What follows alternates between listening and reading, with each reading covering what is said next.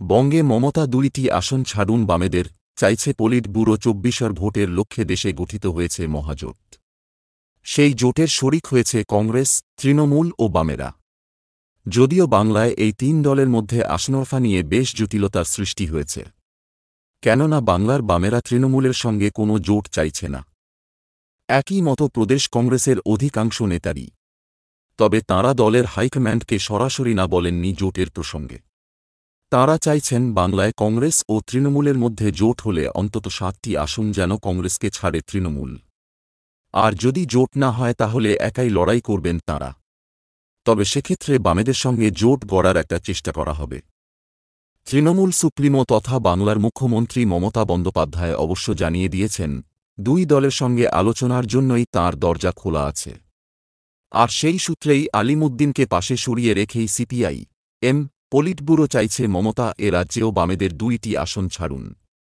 বাংলার বাম নেতারা উগ্র ও অন্ধ মমতা বিরোধী হলেও সিপিআই অন্যান্য রাজ্যের নেতারা এতটা মমতা বিরোধী নন। এমনকি ত্রিপুরার বাম নেতারাও এতটা মমতা বিরোধী নন। জাতীয় রাজনীতির স্বার্থে তাঁরা মমতা ও তৃণমূলের ক্ষেত্রে কৌশলী অবস্থান নেন।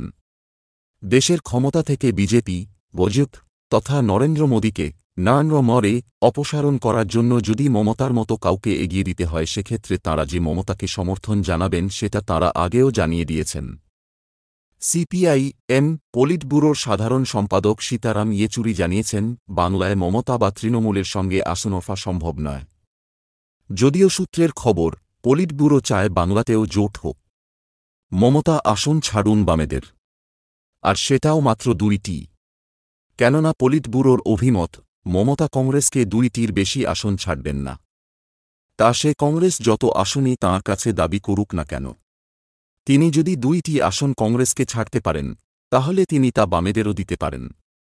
চাইতে অসুবিধা কোথায়? আলিমুদ্দিন অবশ্য এই প্রস্তাবে রাজি নয়।